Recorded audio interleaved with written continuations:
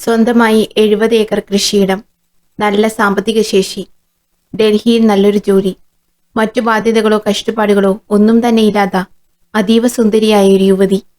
ജീവിതം ആർത്തുല്ലസിക്കുന്ന നല്ല സമയം. പക്ഷേ സ്വന്തം നാട്ടിലേക്കുള്ള അവളുടെ യാത്ര അവസാനിച്ചത് ഉപ്പുചാക്ക് നിറച്ച ഒരു മരണക്കുഴിയിലേക്കാണ്. ഈ കഥ കേട്ട് കഴിയുമ്പോൾ ഇതിൽ പറയുന്ന ചില കാര്യങ്ങളെങ്കിലും ചിലർക്കെങ്കിലും നിങ്ങളുടെ ജീവിതവുമായി റിലേറ്റ് ചെയ്യാൻ കഴിഞ്ഞേക്കാം. കൂട്ടുകാരെ, വിൻഡി നൈറ്റ്സിലെ മറ്റൊരു റിയൽ ക്രൈം ഇൻവെസ്റ്റിഗേഷൻ സ്റ്റോറിയിലേക്ക് സ്വാഗതം. ലീന ശർമ്മ ഡൽഹി നഗരത്തിലാണ് താമസിച്ചിരുന്നത്. ഡൽഹിയിലെ വസന്ത് കുഞ്ചിയിലെ പോഷ് ഏരിയയിലാണ് അവളുടെ വീട്. അവിടെ അമേരിക്കൻ എംബസി എന്ന പേരിൽ ഒരു ഇന്റർനാഷണൽ സ്കൂളുണ്ട്. അവിടെ ലീന ശർമ്മ അസിസ്റ്റന്റ് മാനേജറായി ജോലി ചെയ്തിരുന്നു.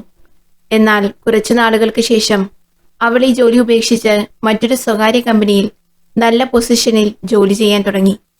ലീനയുടെ മാതാപിതാക്കൾ നേരത്തെ മരണപ്പെട്ടിരുന്നു. അവൾക്കൊരു സഹോദരിയുണ്ട്. അവളുടെ പേര് ഹീന ശർമ്മ. അവൾ വിവാഹിതയാണ്. ഭർത്താവിനോടൊപ്പം ബാംഗ്ലൂർ നഗരത്തിലാണ് ജോലി ചെയ്തിരുന്നത്. ലീനയുടെയും ഹീനയുടെയും പിതാവിന് 70 ഏക്കർ ഭൂമിയുണ്ടായിരുന്നു. ഇതിൽ 35 ഏക്കർ ലീനയുടെ സഹോദരി ഹീനയുടേതായിരുന്നു. ബാക്കി 35 ഏക്കർ ലീനയുടെ വിഹിതമായിരുന്നു. വാസ്തവത്തിൽ ലീനയുടെ ഭൂമി മധ്യപ്രദേശിലെ ഒരു ചെറിയ പട്ടണമായ നർമ്മദാപുരിയിലെ സൊഹഗ്പൂർ ഗ്രാമത്തിലായിരുന്നു. ലീന തന്റെ കുട്ടിക്കാലം ചെലവഴിച്ചതും ഈ ഗ്രാമത്തിലാണ്. ലീന ഡൽഹിയിൽ താമസിച്ചിരുന്നതിനാലും വിവാഹം കഴിച്ചിട്ടില്ലാത്തതിനാലും അവളുടെ അമ്മാവന്മാരിൽ ഒരാളായ പ്രദീപ് ശർമ്മയാണ് അവളുടെ ഭൂമി നോക്കിക്കൊണ്ടിരുന്നത്. എന്നാൽ പ്രദീപ് ശർമ്മയ്ക്ക് സമീപത്ത് തന്നെ മറ്റൊരു സ്ഥലം കൂടിയുണ്ടായിരുന്നു. ലീനയുടെ 11 ഏക്കർ ഭൂമിയിൽ അദ്ദേഹം പച്ചക്കറികൾ കൃഷി ചെയ്തു. ലീന ഡൽഹിയിൽ ജോലി ചെയ്തിരുന്നതിനാലും വീട്ടിൽ അവരുടെ ഭൂമി പരിപാലിക്കാൻ വേറെ ആരുമില്ലാത്തതിനാലും ലീനയ്ക്കിതിൽ എതിർപ്പിലായിരുന്നു.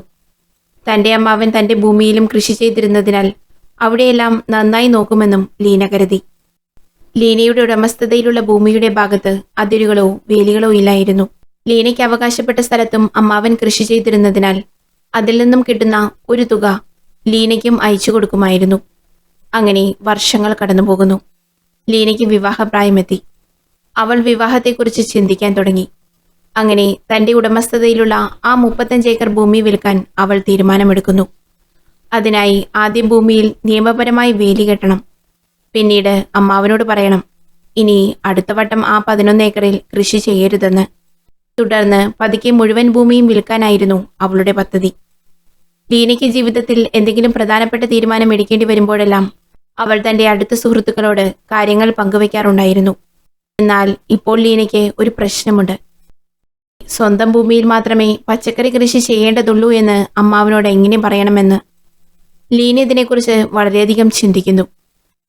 ഒടുവിൽ ഒരു ദിവസം തന്റെ മുഴുവൻ ഭൂമിയും വിറ്റുകൊണ്ട് ഡൽഹിയിൽ സ്ഥിരതാമസമാക്കണമെന്ന് അവൾ അമ്മാവനോട് പറയാൻ തീരുമാനിച്ചു. അതിനുശേഷം ലീന തന്റെ അമ്മാവനെ വിളിച്ച് ഭൂമിയിൽ വേലി കെട്ടിയതിനു ശേഷം വിൽക്കുന്നതിനെക്കുറിച്ച് സംസാരിക്കുന്നു. കൂടാതെ ഇനി സ്വന്തം ഭൂമിയിൽ മാത്രമേ പച്ചക്കറി കൃഷി ചെയ്യേണ്ടതുള്ളൂ എന്ന് ലീന അമ്മാവനോട് പറയുന്നു. അപ്പോൾ ലീനയുടെ അമ്മാവൻ പറയുന്നു, ഒരു പ്രശ്നവുമില്ല, ആദ്യം നീ ഗ്രാമത്തിലേക്ക് വരൂ, നിനക്കിഷ്ടമുള്ളതെല്ലാം ചെയ്യാം, അത് നിനക്ക് അവകാശപ്പെട്ടതല്ലേ എന്ന്. അമ്മാവൻ അവൾക്ക് വളരെ സപ്പോർട്ടീവായി സംസാരിച്ചു. അച്ഛനും അമ്മയും ഇല്ലാത്തതുകൊണ്ട് തന്നെ എല്ലാ കാര്യങ്ങളിലും അമ്മാവൻ അവൾക്കൊരു സഹായിയായിരുന്നു. ലീന വളരെ സന്തോഷവതിയായി. തുടർന്ന് 2016 ഏപ്രിൽ 18 അവൾ മധ്യപ്രദേശ് സംസ്ഥാനത്തെ ഭോപ്പാൽ നഗരത്തിലേക്ക് വരുന്നു. ലീനയെ അവളുടെ ഗ്രാമത്തിൽ ആരും അറിയില്ലായിരുന്നു. കാരണം അവൾ ചെറുപ്പത്തിലെ തന്നെ ഡൽഹിയിൽ പഠിക്കാൻ പോയിരുന്നതാണ്. അതിനാൽ അവൾ 2 ദിവസം അവളുടെ സുഹൃത്തിന്റെ വീട്ടിൽ താമസിച്ചു. പിന്നീട് ഏപ്രിൽ 20 ലീന തന്റെ ഗ്രാമത്തിലെത്തി. ഏപ്രിൽ 23 ലീന കുറച്ചാളുകളുടെ സഹായത്തോടെ തന്റെ ഭൂമി അളന്നു തിട്ടപ്പെടുത്തുകയും ഭൂമി വേലി കെട്ടാൻ ആവശ്യമായ എല്ലാ സാധനങ്ങളും കൊണ്ടുവരികയും ചെയ്തു. ഏപ്രിൽ 29 അവൾ തന്റെ ഭൂമിയുടെ അതിര് കെട്ടാൻ വരേണ്ടതായിരുന്നു. എന്നാൽ ലീന അപ്രത്യക്ഷയായിരിക്കുന്നു. എന്നിരുന്നാലും 28 ശേഷം ലീനയുടെ സുഹൃത്തുക്കൾക്കോ അമ്മാവനോ സഹോദരി ഹീനയ്ക്കോ അവൾ എവിടെ പോയെന്ന് അറിയില്ലായിരുന്നു. എന്നാൽ അതിനു മുമ്പ് ലീന തന്റെ സുഹൃത്തുക്കളോട് ദിവസവും കോളിലൂടെയും ചാറ്റിലൂടെയും സംസാരിക്കാനുണ്ടായിരുന്നു. പക്ഷേ അവളുടെ മെസ്സേജസ് വരുന്നത് നിലച്ചു. അമ്മാവൻ കരുതി ലീന ഡൽഹിയിലേക്ക് തിരിച്ചു പോയിരിക്കാമെന്ന്. ലീനയ്ക്ക് 2 ഫോണുകളുണ്ടായിരുന്നു. കുറച്ച് ദിവസങ്ങൾക്ക് ശേഷം 2 ഫോണും സ്വിച്ച് ഓഫ് ആയി. ലീനയെ വിളിച്ചിട്ട് കിട്ടാതായപ്പോൾ അവളുടെ സുഹൃത്തുക്കൾ അവളുടെ സഹോദരി ഹീനയെ കോണ്ടാക്ട് ചെയ്തു. സുഹൃത്തുക്കൾ അവളെ വിളിച്ച് ലീനയെക്കുറിച്ച് ചോദിച്ചപ്പോൾ ഹീന ശർമ്മ അത്ഭുതപ്പെട്ടു. കാരണം അവൾ വിചാരിച്ചിരുന്നത് ലീന ഡൽഹിയിലേക്ക് തിരിച്ചുപോയി എന്നാണ്. ഇപ്പോൾ ലീനയെ കാണാതായിട്ട് 7 ദിവസമായി. അവൾ എവിടെയാണെന്നിപ്പോൾ ആർക്കും അറിയില്ല. കാരണം ലീന ഡൽഹിയിലേക്ക് പോയെന്ന് ബന്ധുക്കൾ കരുതിയതിനാൽ അവർ പോലീസിൽ പരാതി നൽകിയില്ല. മറുവശത്ത് അവളുടെ സുഹൃത്തുക്കൾക്കും ഈ ഒരു സംഭവത്തിൽ നേരിട്ട് ഇടപെടാൻ കഴിഞ്ഞില്ല. കാരണം അവളെ കാണാതായിരിക്കുന്നത് മറ്റൊരു സ്റ്റേറ്റിൽ നിന്നായതുകൊണ്ട് തന്നെ. ലീനയെ കാണാതായിരിക്കുന്നത് മധ്യപ്രദേശിലെ അവളുടെ ഗ്രാമത്തിൽ നിന്നാണ്. അതിനാൽ 2016 മെയ് 5 ലീനയുടെ അമ്മാവൻ വസന്ത് കുഞ്ച് പോലീസ് സ്റ്റേഷനിൽ പോയി. ഏപ്രിൽ 28 രാവിലെ മുതൽ ലീനയെ കാണാനില്ലെന്ന് പറഞ്ഞ് പരാതി നൽകി.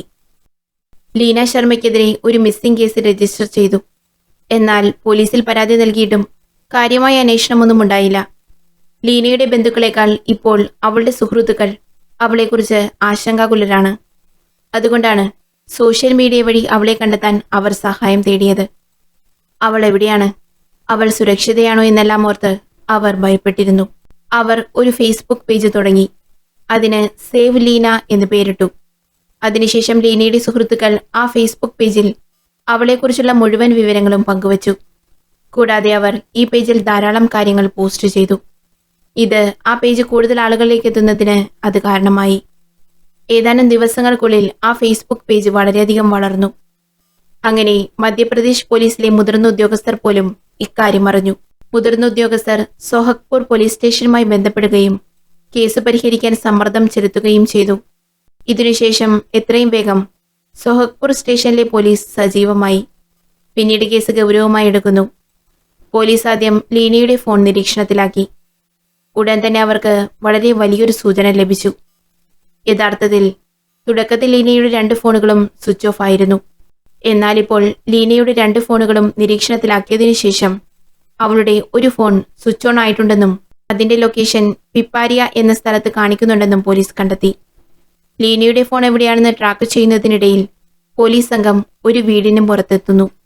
തുടർന്ന് പോലീസ് ആ വീട്ടിൽ കയറിയപ്പോൾ ലീനയുടെ ഫോൺ കയ്യിൽ പിടിച്ചുകൊണ്ട് ഒരു പയ്യൻ വീട്ടിലിരിക്കുന്നതാണ് അവർ കണ്ടത്. പോലീസ് ആ പയ്യനോട് ഫോൺ എവിടെ നിന്ന് ലഭിച്ചെന്ന് ചോദിച്ചു. അവൻ പറയുന്നു, എനിക്ക് ഈ ഫോൺ ട്രെയിനിൽ നിന്ന് കിട്ടിയതാണ്. അപ്പോൾ വേറെ ആരും ഉണ്ടായിരുന്നില്ല. കുറെ നേരം കഴിഞ്ഞിട്ടും ആ മൊബൈൽ അന്വേഷിച്ച് ആരും വന്നില്ല. അതുകൊണ്ട് ഞാൻ ആ മൊബൈൽ എടുത്ത് വീട്ടിലേക്ക് കൊണ്ടുവന്നതാണെന്ന്. എന്നാൽ അവൻ നുണ പറയുകയാണോ എന്ന് പോലീസിന് ആദ്യം സംശയം തോന്നി. അതിനാൽ അയാളുടെ ബാക്ക്ഗ്രൗണ്ട് പോലീസ് പരിശോധിക്കുന്നു. ആ പയ്യന് ഒരു 18 വയസ്സ് പ്രായം കാണും. അവന് മറ്റൊരു തരത്തിലുള്ള തെറ്റായ കൂട്ടുകെട്ടുകളോ പോലീസ് കേസുകളോ ഒന്നും തന്നെ ഉണ്ടായിരുന്നില്ല എന്ന് അന്വേഷണത്തിൽ വ്യക്തമായി. അതിനാൽ അവൻ പറയുന്നത് സത്യമാണെന്ന് പോലീസ് വിശ്വസിച്ചു. ഇപ്പോൾ ലീനയുടെ ഫോൺ പോലീസ് കണ്ടെത്തിയിരിക്കുന്നു. അവർ ആ കുട്ടിയിൽ നിന്ന് ഫോൺ വാങ്ങി തിരിച്ചു വന്നു. അവന് ലീനയുടെ കേസുമായി യാതൊരു ബന്ധവുമില്ലാതിരുന്നതിനാൽ പോലീസ് അവനെ വെറുതെ വിട്ടു. എന്നാൽ ലീനയുടെ 2ാമത്തെ ഫോൺ പോലീസ് ഇതുവരെ കണ്ടെത്തിയിട്ടില്ല. ഇപ്പോൾ പോലീസ് ആദ്യം അവളുടെ ഫോണിൽ നിന്നുള്ള കോൾ ഡീറ്റെയിൽസ് റെക്കോർഡുകൾ പരിശോധിച്ചപ്പോൾ ലീനയുടെ അവസാന കോൾ ഒരു അൺനോൺ നമ്പറിലേക്കാണെന്ന് പോലീസ് കണ്ടെത്തി. അവളുടെ ഫോണിലെ മറ്റു കോണ്ടാക്റ്റുകളെല്ലാം അവൾക്ക് പരിചിതമായിരുന്നു. അതിനാൽ പോലീസ് ഈ അജ്ഞാത നമ്പറിനെ കുറിച്ചുള്ള വിവരങ്ങൾ ശേഖരിക്കാൻ തുടങ്ങുന്നു. കുറച്ചു സമയത്തിന് ശേഷം ഈ അൺനോൺ നമ്പറിനെ കുറിച്ചുള്ള വിവരങ്ങൾ അവർ കണ്ടെത്തി. ഈ നമ്പർ ഒരു ഓട്ടോറിക്ഷ ഡ്രൈവറുടേതായിരുന്നു. ഈ വിവരം ലഭിച്ചയുടനെ പോലീസ് ഉടൻ തന്നെ ഓട്ടോറിക്ഷ ഡ്രൈവറെ തിരയാൻ തുടങ്ങുകയും താമസിയാതെ അവർ അയാളെ കണ്ടെത്തുകയും ചെയ്തു. ഡ്രൈവറെ ചോദ്യം ചെയ്യുന്നതിനായി പോലീസ് സ്റ്റേഷനിലേക്ക് കൊണ്ടുവരുന്നു. അവിടെ വെച്ച് ഡ്രൈവർ പോലീസിനോട് പറയുന്നു, ലീനയെ എനിക്ക് നന്നായി അറിയാം. കാരണം കഴിഞ്ഞ കുറച്ച് ദിവസങ്ങളായി ലീന എവിടെയെങ്കിലും പോകുമ്പോഴെല്ലാം അവളെപ്പോഴും എൻ്റെ റിക്ഷ വിളിച്ചിരുന്നു. അവളെ ഏപ്രിൽ 29 ഞാൻ വീടിന് അരികിൽ ഇറക്കി വിട്ടതായിരുന്നു. ഓട്ടോറിക്ഷ ഡ്രൈവറുടെ ഈ പ്രസ്താവന കേട്ടപ്പോൾ പോലീസ് അത്ഭുതപ്പെട്ടു. കാരണം ലീനയുടെ അമ്മാവൻ പ്രദീപ് ശർമ്മ കാണാതായതായി പരാതി നൽകിയ ദിവസം ഏപ്രിൽ 28 ആയിരുന്നു. പിന്നെ എങ്ങനെ ഏപ്രിൽ 29 ഓട്ടോക്കാരൻ വീട്ടിൽ കൊണ്ടാക്കും? റിക്ഷ ഡ്രൈവറുടെ മൊഴിയെക്കുറിച്ച് പോലീസിന് ഉറപ്പില്ലായിരുന്നു. പക്ഷേ ലീനയും ഈ റിക്ഷ ഡ്രൈവറും തമ്മിലുള്ള അവസാന കോളിന്റെ തീയതിയും സമയവും പരിശോധിച്ചപ്പോൾ അവർ അത്ഭുതപ്പെട്ടു. റിക്ഷ ഡ്രൈവർ സത്യം പറയുകയാണെന്ന് ഇത് വ്യക്തമാക്കി. ലീനയുടെ അമ്മാവൻ ഏപ്രിൽ 28 തീയതി കാണാതായതായി പരാതിയിൽ പരാമർശിച്ചത് എന്തുകൊണ്ടാണ്? അത് പ്രദീപ് ശർമ്മ പരാതി തയ്യാറാക്കിയപ്പോൾ പറ്റിയ ഒരു തെറ്റായിരിക്കാമെന്ന് പോലീസ് ആദ്യം കരുതി. പക്ഷേ ലീനയുടെ സുഹൃത്തുക്കൾ ഉണ്ടാക്കിയ ഫേസ്ബുക്ക് പേജിലെ പോസ്റ്റ് ഡീറ്റെയിൽ ആയി പരിശോധിച്ചപ്പോൾ പോലീസിന് ഞെട്ടിക്കുന്നൊരു വിവരം ലഭിക്കുന്നു. വാസ്തവത്തിൽ ലീനയുടെ സുഹൃത്തുക്കൾ സേവ് ലീന എന്ന ഫേസ്ബുക്ക് പേജിൽ പറയുന്നത് ലീനയുടെ 11 ഏക്കർ ഭൂമിയിൽ അവളുടെ അമ്മാവൻ പച്ചക്കറി കൃഷി ചെയ്യുന്നതിനാൽ കഴിഞ്ഞ കുറച്ചു മാസങ്ങളായി തന്റെ ഭൂമിയുടെ കാര്യത്തിൽ അവൾ സമ്മർദ്ദത്തിലായിരുന്നു എന്നാണ്. കൂടാതെ ലീന തന്റെ അമ്മാവനെതിരെ കോടതിയിൽ സ്വത്ത് തർക്ക പരാതി ഫയൽ ചെയ്തിരുന്നു. അത് മധ്യപ്രദേശ് ഹൈക്കോടതിയിൽ പരിഗണനയിലായിരുന്നുവെന്നും ആ ഫേസ്ബുക്ക് പേജിലുണ്ടായിരുന്നു. ഇതറിഞ്ഞ ശേഷം പ്രദീപ് ശർമ്മയെ പോലീസ് സ്റ്റേഷനിലേക്ക് വിളിപ്പിച്ചു. ഇത്തവണ പോലീസ് അദ്ദേഹത്തോട് ചില ചോദ്യങ്ങൾ ചോദിക്കുന്നു. എന്നിരുന്നാലും പ്രാരംഭ ചോദ്യം ചെയ്യലിൽ പ്രദീപ് തന്റെ മൊഴിയിൽ ഉറച്ചുനിന്നു. പക്ഷേ കുറച്ചു സമയത്തിന് ശേഷം പോലീസ് അദ്ദേഹത്തെ കർശനമായി ചോദ്യം ചെയ്യുന്നു. ഓട്ടോറിക്ഷക്കാരനെയും ലീനയുടെ ഫോൺ റെക്കോർഡ്സും അയാളുടെ മുമ്പിൽ നിർത്തിയപ്പോൾ ശർമ്മ അല്പം പരിഭ്രാന്തനാകാൻ തുടങ്ങി. അധിക നേരം പിന്നെ പ്രദീപ് ശർമ്മയ്ക്ക് പോലീസിന് മുന്നിൽ പിടിച്ചു നിൽക്കാനായില്ല. അയാൾ അവർക്ക് മുമ്പിൽ താൻ ചെയ്തു കൂട്ടിയ ക്രൂരകൃത്യങ്ങളുടെ താളുകൾ മറിക്കാൻ തുടങ്ങി. ശർമ്മ പറഞ്ഞ കഥ കേട്ടപ്പോൾ അക്ഷരാർത്ഥത്തിൽ പോലീസും ലീനയുടെ കൂട്ടുകാരും ഞെട്ടിപ്പോയി. ശർമ്മ പറഞ്ഞു തുടങ്ങി. ലീനയും ഹീനയും എന്റെ പെങ്ങളുടെ മക്കളാണ്. അവർ കുഞ്ഞായിരുന്നപ്പോൾ തന്നെ അവരുടെ അച്ഛൻ, അതായത് എന്റെ സഹോദരിയുടെ ഭർത്താവും മരണപ്പെട്ടു. പിന്നെ എന്റെ സഹോദരിയും ആ മക്കളും എന്റെ സംരക്ഷണത്തിലാണ് വളർന്നത്. അധികം വൈകാതെ എന്റെ സഹോദരിയും ഞങ്ങളെ വിട്ടു പിരിഞ്ഞു. അതോടുകൂടി അവരുടെ ഉത്തരവാദിത്തം മൊത്തം എന്റെ മേൽ വന്നു വീണു. ഉത്തരവാദിത്തം മാത്രമല്ല, അളിയന്റെ സ്വത്തുക്കൾ, അതിൽ 70 ഏക്കറോളം വരുന്ന ഭൂസ്വത്തും വരും. ആ സ്വത്തിനെല്ലാം അവകാശികൾ 2 പേർ മാത്രം, ലീനയും ഹീനയും. അവരുടെ ചെറുപ്പം മുതൽ തന്നെ ഞാനാണ് ആ ഭൂമി കൈകാര്യം ചെയ്തു വന്നത്. അതിൽ കൃഷി ഇറക്കുന്നതും അത് പരിപാലിക്കുന്നതുമെല്ലാം ഞാൻ തന്നെയായിരുന്നു. കുട്ടികൾ വളർന്നു വലുതായി. മൂത്താളുടെ കല്യാണം കഴിഞ്ഞു. അങ്ങനെ ആ 70 ഏക്കർ 2 പേർക്കുമായി വീതിക്കപ്പെട്ടു. 35 ഏക്കർ ലീനയ്ക്കും 35 ഹീനയ്ക്കും. പക്ഷേ ഇവർ 2 പേരും ഇപ്പോൾ നാട്ടിലില്ല. മൂത്തയാൾ കല്യാണം കഴിഞ്ഞ് ബാംഗ്ലൂരിലാണ് ജീവിക്കുന്നത്. രണ്ടാമത്തെ ആളായ ലീന പഠിത്തത്തിനായി ഡൽഹിയിൽ പോയതാണ്. അവിടെ തന്നെ ജോലിയും കിട്ടി ഡൽഹിയിൽ തന്നെ ഇപ്പോൾ താമസിച്ചു വരുന്നു. ഞാൻ എനിക്കുള്ള കൃഷിഭൂമിയിൽ കൂടാതെ അവരുടെ ഭൂമിയിൽ കൂടി കൃഷി ഇറക്കുമായിരുന്നു. അതിൽ നിന്ന് കിട്ടുന്ന ലാഭത്തിന്റെ ഒരു ചെറിയ അംശം ഞാൻ കുട്ടികളുടെ അക്കൗണ്ടിൽ എല്ലാ മാസവും ഇട്ടുകൊടുക്കുമായിരുന്നു. അങ്ങനെ ഇരിക്കുമ്പോഴാണ് ലീന എന്നോട് ഭൂമി വിൽക്കുന്നതിനെ കുറിച്ച് സംസാരിച്ചത്. അതെനിക്ക് സഹിക്കാൻ കഴിയുന്നതിലും അപ്പുറമായിരുന്നു. അങ്ങനെ വർഷങ്ങളോളം എന്റെ കയ്യിൽ ഭദ്രമായിരുന്ന ഭൂമി എന്നിൽ നിന്നും നഷ്ടപ്പെടാൻ പോകുന്നു എന്ന തോന്നൽ എന്റെ ഉറക്കം കെടുത്തിയിരുന്നു. അങ്ങനെ അത് വിട്ടുകളയാൻ എനിക്ക് പറ്റില്ലായിരുന്നു. അപ്പോഴാണ് ലീന അവളുടെ ഭൂമി ഇപ്പോൾ വിട്ടുകൊടുക്കണം, അതിൽ വേലി കെട്ടണം, സർവേ നടത്തണം എന്നൊക്കെ പറഞ്ഞു വന്നത്. ഇതുകൂടാതെയാണ് അവൾ മുൻപ് ഹൈക്കോടതിയിൽ ഒരു കേസും കൊടുത്തത്. അന്നേ ഞാൻ തീരുമാനിച്ചതാണ് അവറ്റകളുടെ അവസാനം എന്റെ കൈകൊണ്ടാവുമെന്ന്. പക്ഷേ അത് ഇത്ര വേഗം വേണ്ടിവരുമെന്ന് ഞാൻ വിചാരിച്ചില്ല. അവൾ അന്ന് വന്നത് രണ്ടും കൽപ്പിച്ചായിരുന്നു. കാരണം വേലി കെട്ടാനുള്ള സാധനങ്ങളും പണിക്കാരെയും എല്ലാം കൊണ്ടാണ് അവൾ എന്നെ കാണാൻ വന്നത് തന്നെ. അതെനിക്കൊരു വലിയ ക്ഷീണമായി. അവളുടെ 35 ഏക്കറിൽ 11 ഏക്കറിലും ഞാൻ കൃഷി ഇറക്കിയിട്ടുണ്ട്. അന്ന് അവൾ വന്നപ്പോൾ അവിടെ എന്റെ കൃഷിപ്പണിക്കാരും ഉണ്ടായിരുന്നു. അന്ന് അവളെ ഞാൻ തഞ്ചത്തിന് പറഞ്ഞു നിർത്തി. ഞാൻ അവളോട് പറഞ്ഞു, എന്തായാലും എന്റെ ഭൂമിക്ക് കൂടി വേലി കെട്ടണം. അതിന് ഞാൻ പണിക്കാരെ ഏർപ്പാടാക്കിയിട്ടുണ്ട്. അപ്പോൾ ലീനയുടെ 35 ഏക്കറിന് കൂടി വേലി കെട്ടി തിരിച്ചേക്കാം. അതിനുവേണ്ടി മോളിപ്പോൾ വെറുതെ കഷ്ടപ്പെട്ട് ഇവിടെ നിൽക്കണ്ട എന്ന്. ഇത് കേട്ട ലീനയ്ക്ക് പകുതി ആശ്വാസമായിരുന്നു. പക്ഷേ അവൾ മടങ്ങിപ്പോകാൻ കൂട്ടാക്കിയില്ല. ഞാൻ പറഞ്ഞതുപോലെ വേലികെട്ടി കാര്യങ്ങളെല്ലാം നടത്തിയിട്ട് മാത്രമേ ഡൽഹിയിലേക്ക് മടങ്ങിപ്പോകുള്ളൂ എന്ന് അവൾ എന്നോട് പറഞ്ഞു. അന്ന് രാത്രി എനിക്ക് ഉറങ്ങാൻ കഴിഞ്ഞില്ല. അവൾ പിറ്റേ ദിവസവും ഒരു ഓട്ടോയിൽ കയറി എന്റെ കൃഷിത്തോട്ടത്തിലേക്ക് വന്നു. അവിടെ അപ്പോഴേക്കും ഞാൻ അവൾക്ക് വേണ്ട സമ്മാനം കരുതി വച്ചിരുന്നു. വൈകുന്നേരം കൃഷിപ്പണിക്കാരെല്ലാം പോയതിനു ശേഷം ഞാൻ അവളെ തഞ്ചത്തിന് തോട്ടത്തിന്റെ നടുക്കിലേക്ക് കൂട്ടിക്കൊണ്ടുപോയി. അവിടെ വെച്ച് ഞാൻ അവളോട് മര്യാദയ്ക്ക് ചോദിച്ചു നോക്കി, ഞാനിപ്പോൾ കൃഷി ചെയ്യുന്ന നിന്റെ 11 ഏക്കറും എനിക്ക് തന്നേക്ക്. അത് വിൽക്കാൻ ഞാൻ സമ്മതിക്കില്ല. ബാക്കി വേണമെങ്കിൽ നീ വേലികെട്ടി എടുത്തോ എന്ന്. പക്ഷേ അവൾക്ക് ആ മുഴുവൻ ഭൂമിയും വിറ്റ് തുലയ്ക്കണമായിരുന്നു. ഞാൻ അവസാനമായി അവളോട് പറഞ്ഞു. പക്ഷേ അവൾക്കൊരു കുലുക്കവും ഉണ്ടായിരുന്നില്ല. പിന്നെ ഞാനൊന്നും ചിന്തിച്ചില്ല. എനിക്ക് കൂട്ടായി എന്റെ 2 വിശ്വസ്ത പണിക്കാർ അവിടെ ഉണ്ടായിരുന്നു. അവരിൽ ഒരാൾ ഒരു കല്ലെടുത്ത് അവളുടെ തലയ്ക്കടിച്ചു.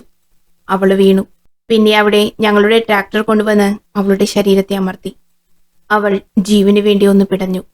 ഒരൊറ്റ പിടച്ചിൽ എല്ലാം അവസാനിച്ചിരുന്നു. പിന്നെ അവളുടെ ശരീരത്തെ എന്റെ പണിക്കാർ എടുത്തുകൊണ്ടുപോയി ട്രാക്ടറിലിട്ടു. കൂടാതെ 2-3 ചാക്ക് യൂറിയയും കുറച്ച് ചാക്ക് ഉപ്പും. എന്നിട്ട് ഞങ്ങൾ ആ ട്രാക്ടറിൽ അവളെയും കൊണ്ട് അടുത്തുള്ള വനത്തിന് നടുവിലേക്ക് പോയി. അവിടെ ഒരു കുഴിയെടുത്തു. എന്നിട്ട് അവളുടെ ശരീരത്തിലെ വസ്ത്രങ്ങളെല്ലാം ഞാൻ അഴിച്ചു മാറ്റി. ആ വസ്ത്രങ്ങളെല്ലാം അവിടെയിട്ട് കത്തിച്ചു. എന്നിട്ട് അവളെ കുഴിയിലേക്കിട്ടു. അവളുടെ ശരീരത്തിൽ ആ യൂറിയയും ഉപ്പുചാക്കും വിതറി. അതുകൊണ്ട് തന്നെ അവളുടെ ശരീരം പെട്ടെന്ന് നശിക്കുമായിരുന്നു. തന്നെയായിരുന്നു എൻ്റെ ഉദ്ദേശം. ശരീരം കുഴിച്ചുമൂടി. എന്നിട്ട് അവിടെ നിന്നും ഞങ്ങൾ പോന്നു. അവളുടെ 2 ഫോണുകൾ എൻ്റെ കൈവശമുണ്ടായിരുന്നു. അത് രണ്ടും ഞാൻ സ്വിച്ച് ഓഫ് ആക്കിയിട്ട് എൻ്റെ പണിക്കാരെ ഏൽപ്പിച്ചു. ഏതെങ്കിലും ദൂരത്തേക്ക് പോകുന്ന 2 ട്രെയിനിൽ കൊണ്ടുപോയി ഇടാൻ പറഞ്ഞു. അവർ അതുപോലെ തന്നെ ചെയ്തു. അങ്ങനെ ഞാൻ അവളുടെ ശരീരം പൂർണ്ണമായി അഴുകാൻ വേണ്ടി ഒരാഴ്ച കാത്തിരുന്നു. എന്നിട്ട് എന്നിൽ സംശയമുണ്ടാകാതിരിക്കാൻ ലീനയെ കാണുവാനില്ല എന്ന് പോലീസ് സ്റ്റേഷനിൽ പരാതി നൽകി. ഇത്രയും പറഞ്ഞ് ശർമ്മ തല താഴ്ത്തി അവിടെ നിന്നു. പോലീസ് പ്രദീപ് ശർമ്മയെയും അയാളുടെ 2 കൂട്ടാളികളെയും അറസ്റ്റ് ചെയ്തു. തുടർന്ന് അവരെ ലീനയുടെ മൃതദേഹം കുഴിച്ചിട്ട സ്ഥലത്തേക്ക് കൊണ്ടുപോയി. പോലീസ് ഉടൻ തന്നെ അവിടെ നിന്ന് മൃതദേഹത്തിന്റെ അവശിഷ്ടങ്ങൾ കണ്ടെടുത്തു. അത് വളരെ അഴുകിയിരുന്നു. ആ മൃതദേഹം ലീനയുടെ തന്നെയാണെന്ന് ഉറപ്പിക്കുന്നതിനു വേണ്ടി ലീനയുടെ സഹോദരിയെ വിളിച്ചു വരുത്തി. അവരുടെ DNA സാമ്പിളും മൃതദേഹത്തിൽ നിന്ന് ലഭിച്ച DNAയും തമ്മിൽ പരിശോധിച്ചു. അത് ലീനയുടെ മൃതദേഹം തന്നെയാണെന്ന് പിന്നീട് സ്ഥിരീകരിച്ചു. ശേഷം മൃതദേഹം അവരുടെ വിശ്വാസപ്രകാരം സംസ്കരിക്കുന്നതിനു വേണ്ടി ആ കുടുംബത്തിലെ ഏക അവകാശിയായ ലീനയുടെ സഹോദരി ഹീനയ്ക്ക് കൈമാറുന്നു. ഇപ്പോൾ പോലീസിന്റെ പക്കൽ പ്രതികൾക്കെതിരായി എല്ലാ തെളിവുകളുമുണ്ട്. എന്നിരുന്നാലും വിചാരണ ആരംഭിച്ച് 9 മാസങ്ങൾക്ക് ശേഷം പ്രദീപ് ശർമ്മയ്ക്ക് ജാമ്യം ലഭിച്ചു. കുറച്ചു മാസങ്ങൾക്ക് ശേഷം അദ്ദേഹത്തിന്റെ 2 കൂട്ടാളികളെയും ജാമ്യത്തിൽ വിട്ടയച്ചു. കേസ് വർഷങ്ങളോളം കോടതിയിൽ ഇഴഞ്ഞു നീങ്ങി. പക്ഷേ ഒടുവിൽ 2023 സെഷൻസ് കോടതി 3 പേർക്കും ജീവപര്യന്തം തടവ് ശിക്ഷ വിധിച്ചു. ഈ സമയത്തെല്ലാം ലീന മരിച്ചു വീണ അതേ ഭൂമിയിൽ പ്രദീപ് ശർമ്മയുടെ ആളുകൾ കൃഷിയിറക്കി പഴയതുപോലെ ജീവിക്കുകയായിരുന്നു. പിന്നീട് ഇത് കോടതിയിൽ ചോദ്യം ചെയ്യപ്പെട്ടിരുന്നു. അതിനുശേഷം കോടതി 70 ഏക്കറും ഇപ്പോൾ ജീവിച്ചിരിക്കുന്ന ലീനയുടെ ഏക അവകാശിയായ സ്വന്തം സഹോദരി ഹീനയ്ക്ക് കൈമാറിയിരുന്നു.